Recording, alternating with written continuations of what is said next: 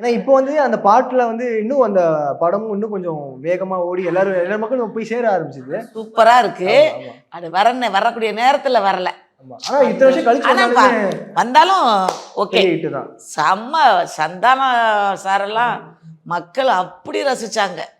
எங்கேயா போயிருந்தாரு மனுஷன் அப்படின்ற மாதிரி கேட்டிருந்தாங்க. ஓகே. ஆமா ஆமா ஆமா ஆமா. அதாவது இப்ப அக்கா சொன்னாங்க மதகஜராஜா 12 வருஷத்துக்கு அப்புறம் ரிலீஸ் ஆனபோது கூட பாட்டுக்கு அந்த மவுஸ் குறையவே இல்லை. இப்பயும் அதை வைப் பண்ணாங்க, இறங்கி ஆடினாங்க.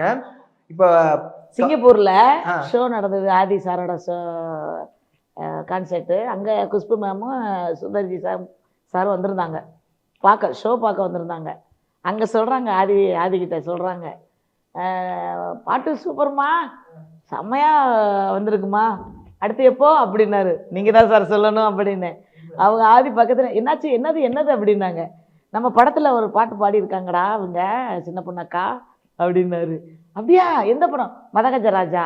ஒரு பாட்டு நல்லா பாடியிருப்பாங்கடா, 2 பேரும் ஆடி இருப்பாங்க, இவங்க அஞ்சலியும் வரலட்சுமியும் ஆடி இருப்பாங்க அப்படின்னு சொல்றாரு அவர்கிட்ட.